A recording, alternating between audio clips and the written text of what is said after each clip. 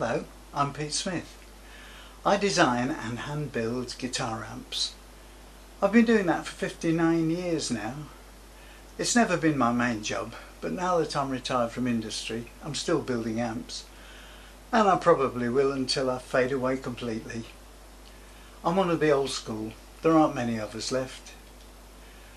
I've designed a lot of different amps in my time, but I've stayed mainly with tubes, or valves as we call them in the UK, but I've also designed some transistor stuff, especially high wattage amps, plus the odd PA system.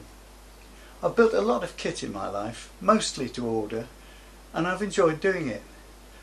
But there's one small niggle that has never gone away over the years, and that's my one disappointing build way back in 1966. That December I designed a practice and recording head for Jimi Hendrix. I did the job alright, but the power supply technology in those days wasn't up to what JH needed, and although the result was every bit as good as the scribble specs asked for, the amp ended up about as big as a Marshall SLP 100 watt tube head and about as heavy. Although Jimi Hendrix asked me to make the amp, it was done very casually, and I didn't think he actually meant it at the time. His manager, Chas Chandler, later confirmed the order. I could see that the scribbled specs that he produced would be difficult to achieve, but the job was paid up front, and I've always loved a challenge. So I agreed to build the amp. I'll tell you about my brief meeting with Jimi Hendrix at the Bag o' Nails Club in London a bit later on. As you'll see from my ageing face, I'm nearing the end of my usefulness to the world, and I want to do something about that ancient near failure before I shuffle off to the old people's home. So I'm going to make that JH amp again, but this time I'll be bringing the specs under control by using state-of-the-art power supplies. I hear a stirring among the purists. Well, the fact of the matter is that power is like food to an amplifier. It doesn't matter where it comes from, as long as it's the right stuff.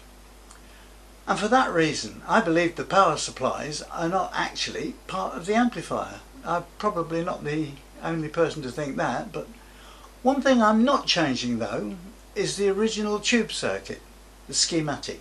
It'll be the same as I designed it in 1966. No changes at all. Not even a single resistor value. This head was definitely one of my best and most unusual designs, and now it has evolved.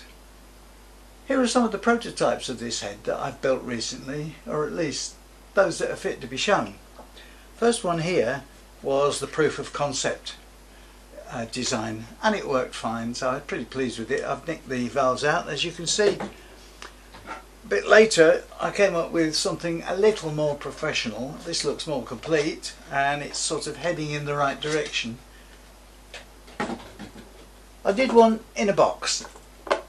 I wasn't too pleased with it. It's not very pretty, is it? It looks very medical, but again it performed perfectly. It behaved just like the rest of them.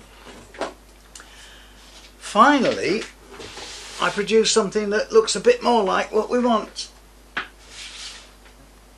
This is very close to what the final product will look like. I reckon that's not too big or heavy for a portable tube recording and practice amp. What do you think? It's quite small. It's only 9 by 5 by 5. It's got two state-of-the-art switch mode power supplies, one for general power and management and the other for the high voltage end of things. That'll take care of size, weight and system noise, finally answering all the specs exactly what I was hoping to achieve 54 years ago. I call the amp Fusion because it's the product of two technologies half a century apart. I'll be building a limited edition of only 40 Fusion amps, but for quick delivery of even that small quantity I'll need to set up good production facilities.